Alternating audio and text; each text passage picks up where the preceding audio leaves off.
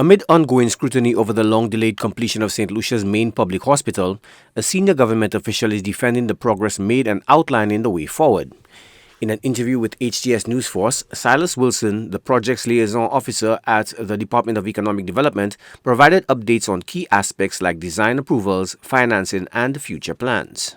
There were a lot of infestation of animals, bats in particular, in most of the buildings, and the buildings had to be cleaned, sanitized, fumigated, and so that has happened. That was completed somewhere about March 2023, both the fencing and the cleanup of the sites. The government immediately then sought the services of a local consulting firm to provide design review services, supervision, as well as to get the process of getting the approvals from the Development Control Authority started and completed. Caribbean Consulting Engineers, a local firm headed by local architect Mr. Neil Williams, is our current supervision engineer. Wilson said after extensive site visits, the Development Control Authority granted full approval in October 2023 for construction to proceed on completing the St. Jude Hospital facilities. This includes the two main medical service buildings linked by an enclosed corridor addressing previous concerns about disconnected structures. So the notion that somebody would have to come from one building into another building, into another building, into another building, into another building at St. Jude is far from the reality. Far from the reality. Those buildings are connected by a secure corridor. You're not going to be exposed to rain. You're not going to be exposed to wind. The building is equipped with two elevators.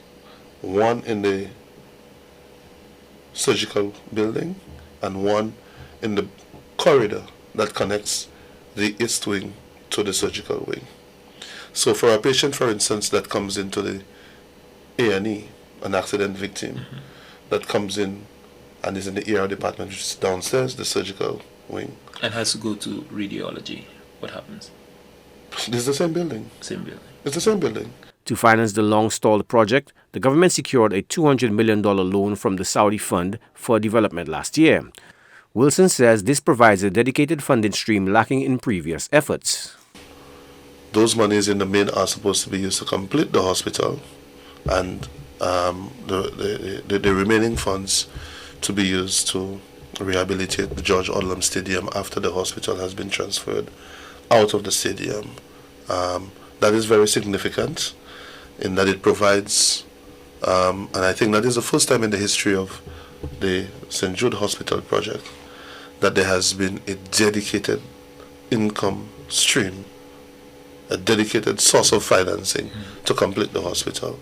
In all of the 14 years or so that the hospital has been struggling to be completed, no government has been able to identify all of the resources that are required, not just to complete the hospital in terms of the buildings, but to also provide the kind of equipment that a modern hospital is supposed to have. So that would also, that funding just absolutely would include absolutely and the purchase and installation of medical equipment. Absolutely.